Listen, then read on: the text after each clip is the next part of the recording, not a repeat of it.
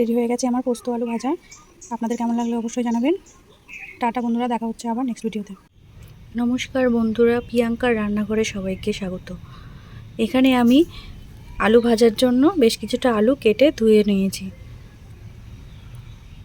এই যে আলুগুলো আমি এইভাবে কেটে নিয়েছি।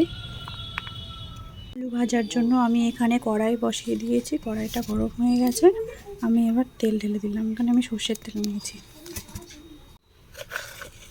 তেল গরম হয়ে গেছে, এখানে আমি ফোড়নের জন্য 1 চামচ কালো জিরে, 3টে কোয়া কাঁচা লঙ্কা দিয়ে দিই।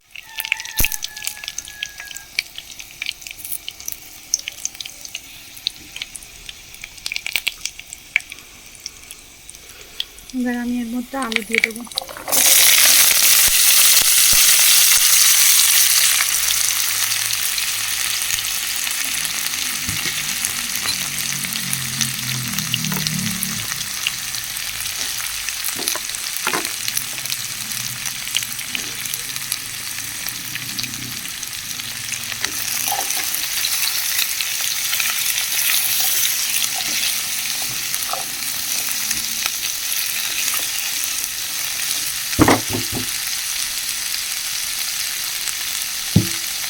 দিয়ে কিছুক্ষণ কয়েক সেকেন্ডের জন্য এটা ঢেকে রাখবো।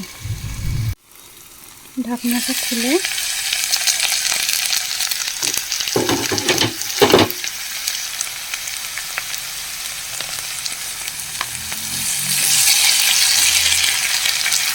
নেড়ে নেব।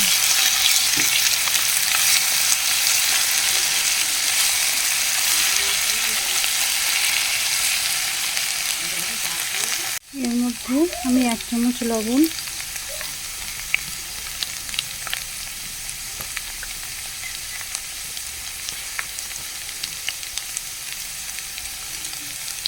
হাফ চামচেরও কম একটু হলুদ মিশিয়ে দেবো।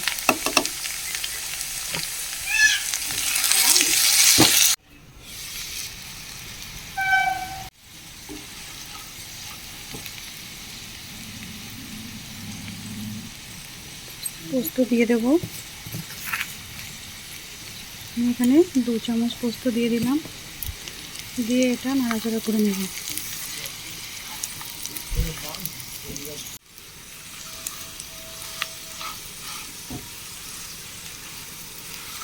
ভালো করে নাড়াচাড়া করে ভেজে নেব। রেডি হয়ে গেছে আমার পোস্ত দিয়ে আলু ভাজা। এবার আমি এটা একটা পাত্রের মধ্যে নামিয়ে নেব।